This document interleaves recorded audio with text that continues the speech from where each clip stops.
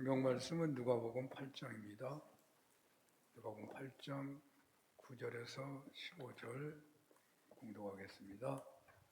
제자들이 이 비유의 뜻을 물으니 이르시되 하나님의 나라의 비밀을 아는 것이 너희에게는 허락되었으나 다른 사람에게는 비유로 하나니 이는 그들로 보아도 보지 못하고 들어도 깨닫지 못하게 하려 함이라.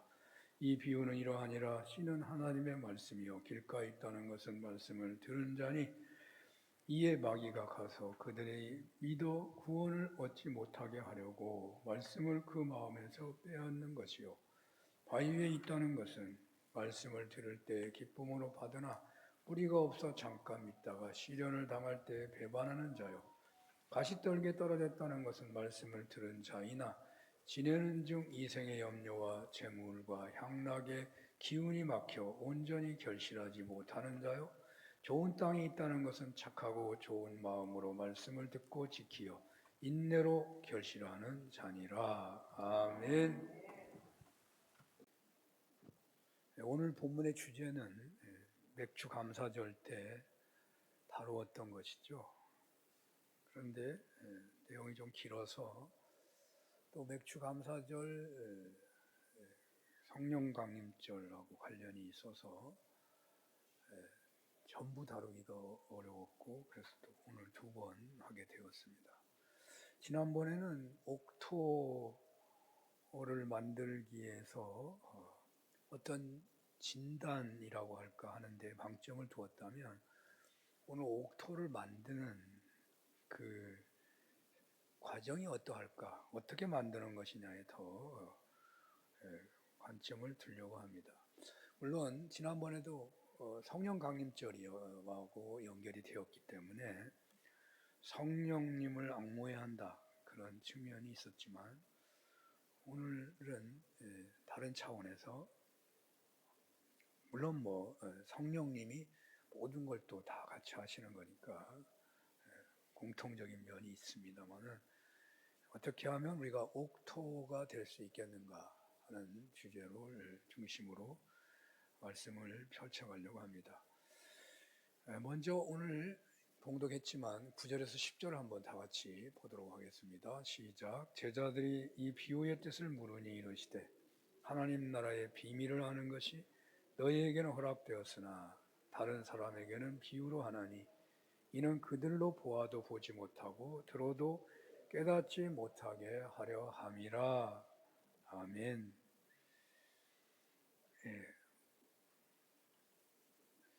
옥토 외에는 여기 앞에 설명했던 길가밭, 돌밭, 가시밭 어떤 밭도 열매가 없기 때문에 단계는 있을 수 있을지 모르지만 본문의 관심, 목적은 옥토가 되어야 한다는 것이라고 할 수 있죠. 그런데 여기서 조금 민감한 문제일 수도 있는데 열매를 맺는 것은 구원을 받는 것이고 열매를 못 맺으면 구원을 못 받는 것이냐, 이런 것의 관점으로 본문을 보기는 좀 어려울 것 같습니다. 왜냐하면 우리가 옥토만 구원을 받는다고 한다면 그러면 대부분의 돌밭, 가시밭, 길가밭은 대부분의 사람들이 속할 텐데 그렇다면 아무도 구원을 못 받고 극히 소수만 구원받는 것이냐? 아니면 또 하나는 열매니까 어찌 보면 공로로 구원을 받는 것이냐라고 하는 논란이 있을 수도 있습니다. 예수 믿는 것은 믿어서 구원받는 것이지 열매가 있느냐 없느냐로 구원받는 것이라고 또 이렇게 말하기도 쉽지 않죠. 전혀 관계가 없는 건 아니에요. 열매를 맺는 과정에 있는 이 4가지 밭에서 구원받지 못하는 자를 말하는 그런 측면도 있지만 중요한 것은 구원 문제보다는 하나님의 나라, 하나님 나라를 누리느냐, 이 땅에서 하나님 나라를 누림으로 열매를 맺는 삶을 사는 것이냐, 열매를 못 맺고 그저 믿는다고 공동체 안에 있지만 부끄럽게 사는 것이냐 하는 측면이 더 강하다고 봅니다. 여기 마음의 밭이 길가밭, 돌밭, 가시밭, 또 옥토 얘기를 하고 있는데 어떻게 우리가 옥토가 될 수 있겠는가? 먼저 이 말씀은 비밀이라고 하면서 말씀하고 있죠. 비밀이라고 하고 있는 것은 특별하게 너희들에게만 내가 한다. 그런 뜻이 있습니다. 여기 헬라어로 미스테리아라고 하는데 이 다른 사람에게는 알려지지 않고 제자들에게만 알려진다는 의미이거든요. 다른 사람들은 열려 있지 않다. 물론 여기서 다른 사람들, 예수님을 영접하지 않은 사람들, 바리새인을 대표하여 예수님을 배척하는 세력들에게는 가려져 있고 제자들에게는 오늘날로 말하면 예수님을 영접한 사람들에게는 알려진 하나님 나라 비밀이라고 할 수 있습니다. 그래서 여기 특별하게 이 말씀이 주어지고 있다고 할 때 저는 그냥 말씀 그대로 오늘 이 시간에 오신 분들은 이 놀라운 비밀의 말씀을 듣게 되었으니 다른 어느 때보다도 특별한 시간에 있는 것이다. 그렇게 말씀을 드리고 싶습니다. 일반 사람들이 깨닫지 못하는 하나님 나라의 실체를 예수님께서 비유의 설명을 통해서 밝히고 계십니다. 그러므로 이 비유를 깨닫고 옥토가 되기만 하면 그 사람은 하나님 나라를 누리게 되고 하나님 나라를 나누게 되고 그래서 많은 열매를 거두게 되는 샬롬의 사람이 된다는 것입니다. 자, 이 하나님의 비밀이 무엇일까? 우리의 마음이 지성과 감성과 의지를 품고 있다는 이 마음의 밭이 길가밭, 돌밭, 가시밭이라면 열매를 못 맺기 때문에 하나님 나라를 누리지 못하는 신앙인이 된다는 거예요. 회개하라 천국이 가까웠느니라 라는 복음을 선포하셨는데 믿기는 믿는데 천국을 누리지 못한다면 앞뒤가 안 맞는 거죠. 믿기는 믿는데 천국을 누리지 못하는 거예요. 그래서 신앙생활이 이상한 것이고 성공적인 신앙생활이 못 되어서 불행한 신앙인이거나 자칫 신앙에서 떠나버릴 경우도 생기는 거죠. 완전히 구원을 못 받게 되는 경우도 있다는 거죠. 길가밭만 아니면 되는 것이냐? 길가밭은 이제 굳어버린 밭이어서 뿌리도 못 내린다고 말하고 있거든요. 뿌리도 못 내리고 아예 길을 막아버리는 것과 같은 거니까. 그럼 길가밭만 아니고 돌밭이거나 가시밭은 괜찮은 것인가? 라고 생각할 수 있겠죠. 듣긴 들으니까, 체험도 있으니까, 단지 열매만 없는 거니까. 그럴 수도 있겠지만 오늘 하여튼 이 비유는 옥토가 되라는 데 목표가 있는 것입니다. 그리고 이 내용상으로 볼 때 어떤 신앙 성장의 어떠한 단계처럼 느껴지기도 하죠. 길가밭, 돌밭, 가시밭, 옥토 이렇게 이런 단계를 이렇게 밟아가면서 성장하는 것이냐 하는 생각도 하게 하는 말씀입니다. 그런데 이 밭을 조금 더 깊이 생각을 해본다면 농사를 지어본 분들은 쉽게 아시는 것처럼 옥토라고 하더라도 1년만 한 몇 달만 그냥 지나쳐 버려도 풀나서 가시가 막 엉겅퀴가 생겨가지고 금방 가시밭이 돼버리고 또 한 몇 달 더 놔둔다 보면은 사람들이 지나가는 길가라고 한다면 길이 넓어져가지고 밭 일부는 그냥 길가밭이 돼버리고 사람들이 다니다가 돌이 굴러 들어가가지고 또 일부는 돌밭이 돼버리고 그러니까 길가밭, 돌밭, 가시밭이라고 하는 것이 옥토라고 하는 것이 거의 혼재되는 것일 수도 있다는 생각을 해볼 수도 있다는 거죠. 자, 이런 것을 다 생각하면서 이 주님께서 이것을 설명하시는 것은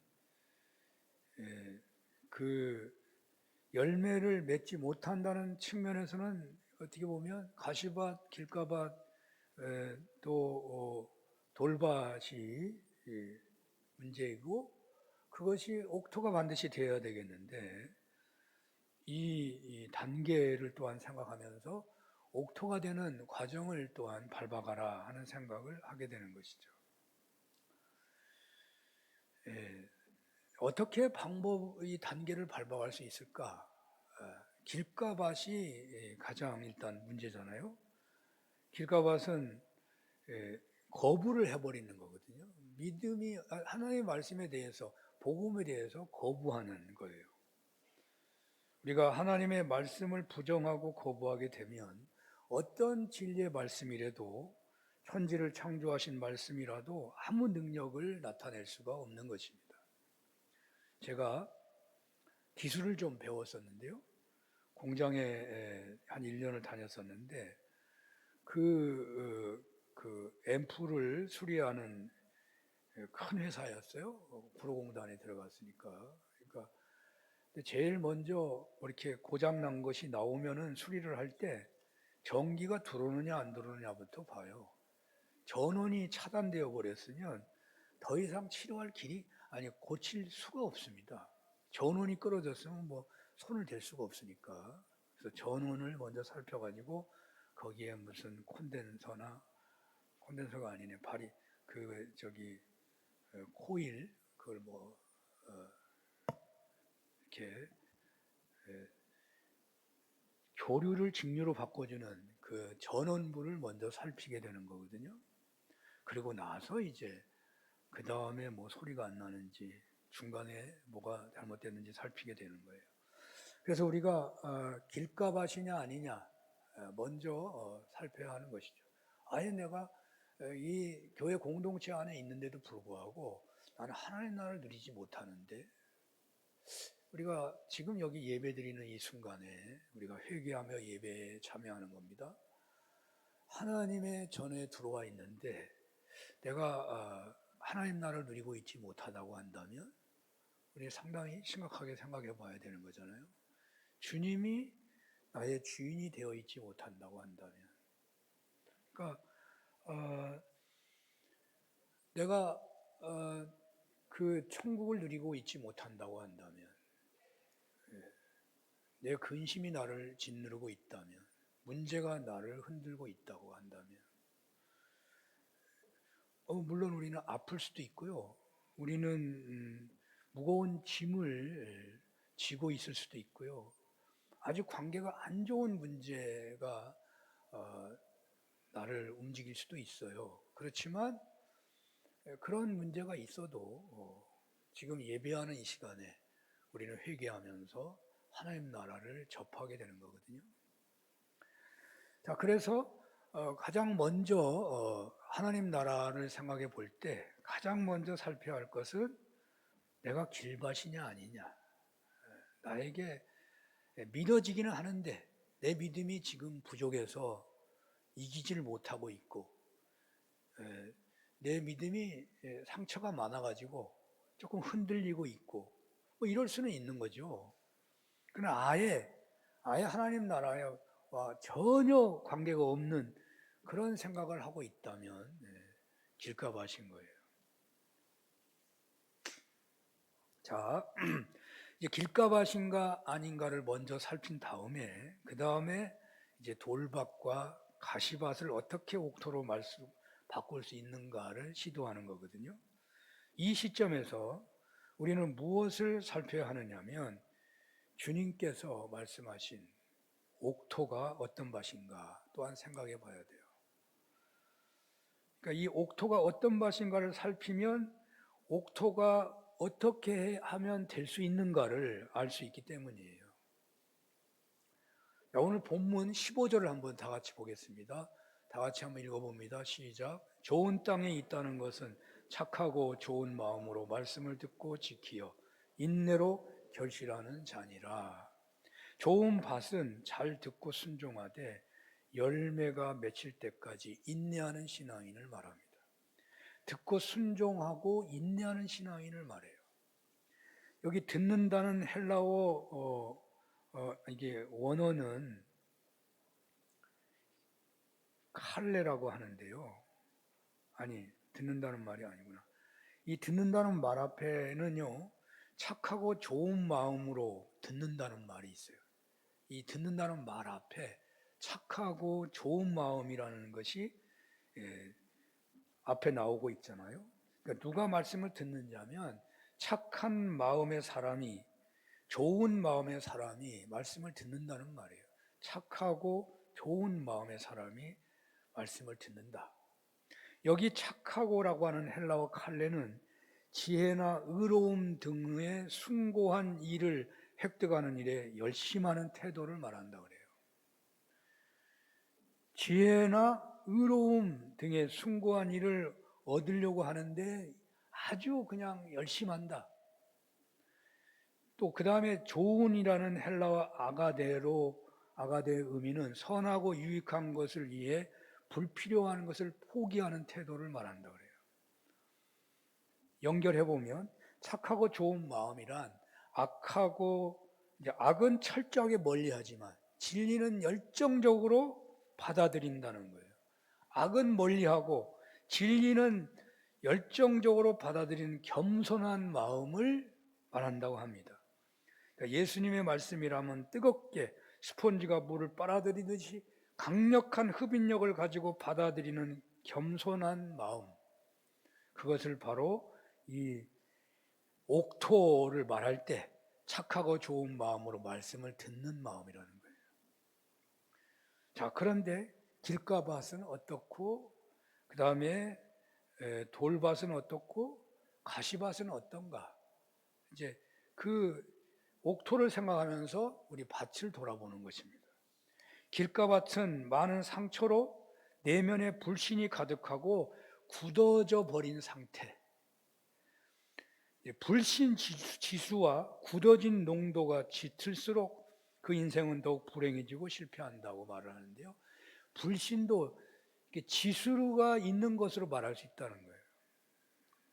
지수가 있어 좀 이상하긴 합니다만은 우리 믿음의 지수가 있다고 할 수 있거든요. 어린아이의 믿음이 있고 성인의 장년의 믿음이 있고 순교적 믿음이 있을 수 있어요. 그러니까 안 믿는 것도 다 믿는 게 아니에요. 예수님의 십자가의 죽으심은 믿어요. 그런데 내가 기도하면 응답받는다는 그 믿음은 없는 거예요.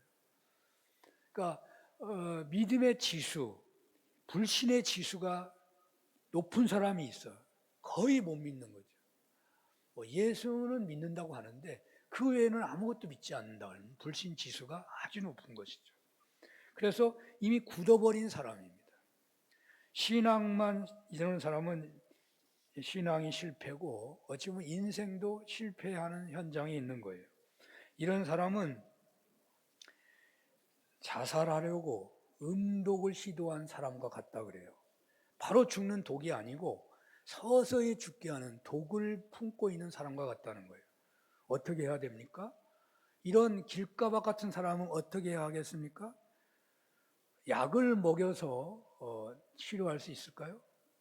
어떤 약도 받아들이지 않는 부작용만 생긴다 그래요. 어떻게 하는 방법이 좋으냐? 독은 토해내야 한다는 거예요. 토해내야 한다. 시편 62편 8절을 보면요.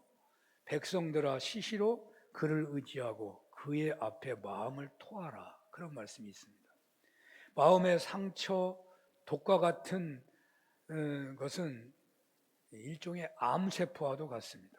주님께서는 지체하지 말고 어느 때든지 하나님 앞에 나와서 그 마음을 토하라고 하십니다. 상처를 묵상함으로 해결할 것 같지만 그 상처와 불신은요, 묵상하면 묵상할수록 더 커지는 겁니다. 해결이 안 되고. 상처는 빨리 토해내야 하는 것입니다. 어떻게 토하는 것일까요? 세상 사람들은 골프를 치거나 볼링에 핀을 쓰러뜨리면서 스트레스를 날리고 상처를 던져버린다고 하는데, 우리 신앙인은 어떻게 해야 하겠습니까? 건전한 놀이를 하는 것도 좋은 것이지만 더 중요한 것은 그 상처를 하나님께 토해내야 하는 거예요.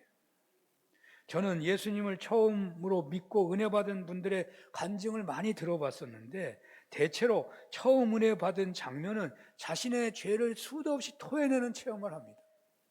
죄를 토해내는 사람이 그 불신의 그 딱딱함이요 치료되기 시작합니다. 불신의 장벽이 무너지기 시작하는 거예요. 길가밭이 파지기 시작하는 거예요. 토해내는 사람들. 한없이 울면서 죄를 토해내는 것입니다. 그러면서 주님을 진정으로 영접하게 되고 하나님이 믿어지고 하나님의 천지 창조가 믿어지고 하나님의 말씀이 믿어지고 꿀송이처럼 단 말씀이 되는 것입니다. 그렇습니다. 상처를 토해내고 쓴뿌리를 뽑아내는 최고의 방법은 회개하는 눈물에 있는 거예요. 눈물에 있어요. 그런데 그냥 우는 것만이 아니라 말을 하면서 우는 거야말로 최고의 상처 치료법이라고 합니다. 우리 어머니 세대만큼 상처가 많은 세대는 없을 거예요. 저도 나이가 꽤 들었는데 저희 어머니의 세대 일제 강점기를 보냈고 먹고 사는 것이 매우 힘들었습니다. 또 전쟁을 겪었기 때문에 가족 관계가 엉망입니다. 시대가 어려울수록 여성들의 삶의 짐이 더 무거웠습니다. 그런데 여성들이 남성들보다 오래 살았고 그 어머니들이 모든 상처 많은 가정을 보듬었기 때문에 어떤 의미에서 오늘날 우리 한국 사회가 이만큼 잘 되었다고 할 수 있어요. 그 상처 많은 시대 그 안악 여성들의 상처를 치유받았던 자리가 어디냐? 그게 이제 백동조 목사님 얘기는 빨래터라고 얘기하더라고요. 빨래터. 행복 아카데미 교재에 나온 것을 발췌해 봅니다. 이분이 목포 사람인 것 같아요. 목포 사람 확실히 모르겠는데, 그래서 그 기록에 보면은 버전이 호남 버전이에요. 한번 아시는 분은 아시겠습니다만, 힘든 시집살이 상처 속에 사는 한 아낙네가 큰 상처를 안고 빨래터로 나와 빨래를 합니다. 옆에서 빨래하던 중년 아낙이 새 아낙의 상처를 인해 파악하고서 말을 건넵니다. 새댁, 시집살이 많이 힘들지? 새댁이 뭐라고 말할까요? 아니에요. 잘 지내고 있어요. 시어머니가 잘해주시고요. 중년 아낙이 말을 이어갑니다. 잘해주기는 뭘 잘해줘? 새댁 시엄씨는 우리 동네가 알아주는 백녀시요. 새댁이나 되니까 그 집에 버티고 사는 거요. 나는 새댁 고생하는 거 다 알아. 깊은 상처를 안고 꾹 참고 살아가는 새댁이 누군가에게 꼭 털어놓고 싶었는데 내 마음 알아주는 사람이 여기 있구나 하는 생각이 들자 아픈 이야기를 털어놓기 시작합니다. 이 중년 부인은 어떻게 알았을까요? 새댁이 빨래를 하는데 그냥 편안하게 하는 게 아니라 막 방맹이로 그냥 그 빨래를 치니까 이 보통 심각한 일이 아니구나 지금 말을 걸은 겁니다. 새댁이 그래서 그 막 아픈 이야기를 털어놓으니까 그 이야기를 듣고 있던 중년 부인이 눈물을 흘리며 말을 들어줍니다. 새댁이 불쌍해서 울기보다는 실은 새댁 이야기를 들으면서 옛날 자기 고생하던 생각이 나서 자기 서러움에 울고 있었는데 새댁은 자기가 불쌍해서 우는 줄 알고 더 급힌 이야기 속으로 들어간다 그래요. 울어주는 사람이 앞에 있으니까 눈물 콧물 흘리면서 이야기를 더 털어놓게 되는 것입니다. 시어머니 이야기를 다 나누고 나니 중년 부인이 묻습니다. 새댁, 시누이는 조금 괜찮소? 그러니까 새댁이 뭐라 그래요? 그 뱃속에서 나온 그 자식인데 뭐가 다르겠어요? 시누는 한수를 더 떠요.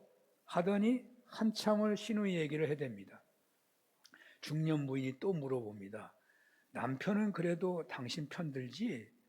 새댁이 말을 이어집니다. 종자가 그 종자인데 뭐가 다르겠어요? 어느덧 빨래를 끝내고 집으로 돌아온 새댁은 점심 준비하여 시부모 봉양하고 밭으로 가서 김을 맨다. 큰 흙덩어리가 나타나면 호미로 사정없이 때려 물어보시며 스트레스를 날립니다. 또 동네 초상이라도 나면 원 없이 울면서 상처를 치유한다. 그런데 남성들은 울면 유약하게 보인다고 꾹꾹 참습니다. 웃음이 나와도 웃으면 가볍게 보인다고 참습니다.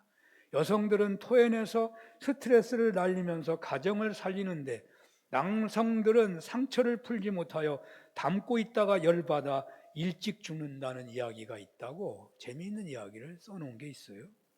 울면서 죄를 토설하는 것보다 또 받은 상처를 울면서 발설하는 것보다 길가밭이나 돌밭이나 가시밭을 옥토로 만드는 더 좋은 방법이 없다는 거예요. 이것은 암 전문의의 임상적 결과에서 더욱 분명히 나타납니다. 암 전문의 이병욱 박사는 15년간 암 수술만 1000건을 집도한 전문의인데 암은 극심한 스트레스로 분노, 미움, 원망, 슬픔, 절망 같은 나쁜 감정들이 마음의 독소로 쌓이게 되어 발생하는 경우가 대부분이라고 그래요. 그는 마음의 감정의 독소들이 쌓인 상태에서 몸에 있는 암덩어리를 떼어내는 것은 의미가 없다며 마음과 몸을 함께 돌보는 심신의학적인 접근을 강조합니다. 이 박사는 마음의 응어리를 풀어 독을 빼내는 가장 효과적인 방법은 눈물에 있다고 그래요. 눈물에 있다. 그는 가장 고치기 어려운 암 환자는 감정이 말라버려 마음이 돌처럼 굳어진 환자라며 딱딱하게 굳어진 마음을 푸는데 가장 먼저 해야 할 치료라고, 그 마음을 풀어야 된다는 거예요. 그래야 치료가 된다는 거예요. 눈물은 굳어버린 마음을 연하게 만들어준 최고의 보약이라는 것입니다. 눈물은 천연 항암제라고 말을 하더라고, 이 의사가. 사랑하는 여러분, 굳어버린 마음은, 길가바 같은 마음은 하나님을 믿을 수도 없지만 세상에서도 건강하게 살기 어렵답니다. 이사야서 1장 18절에 보면요, 여호와께서 말씀하시되 오라 우리가 서로 변론하자. 너희의 죄가 주홍 같을지라도 눈과 같이 희어질 것이요 진홍같이 붉을지라도 양털같이 희게 되리라. 그렇습니다. 길가박 같은 굳은 마음은 하나님의 전에 나와서 우는 것이요 최고의 해결책. 그리고 돌밭 같은 상처의 치유도, 가시밭 같은 쓴뿌리도 회개하며 흐르는 눈물에서, 그 상처를 서로 나누는 눈물에서 회복의 은혜가 가장 크다는 것입니다. 하나님 앞에서 흘리게 되는 눈물이란 예배하는 중에, 찬송하는 중에, 성경을 읽는 중에, 어느 집회 가서 기도하는 중에 흘리는 눈물인 거예요. 토설하면서 흐르는 눈물은 여러분들을 치료하여 주실 것이고, 그 눈물은 많은 열매를 맺는 옥토가 되도록 해주시는 그 단계를 올라가게 하는 거예요. 시편 126편 5절에 보면 눈물로 씨를 뿌리는 자는 기쁨으로 거둔다고 했고요. 시편 84편 6절에 그들이 눈물 골짜기를 지날 때에 그곳에 맑은 샘이 있을 것이며 이른 비가 복을 채워 주나이다 라고 하고 있어요. 여러분들에게 애통하는 자가 복이 있다고 그랬거든요. 사실 우리는요, 돌밭이 아니라고, 돌밭 아닐 수 있겠죠.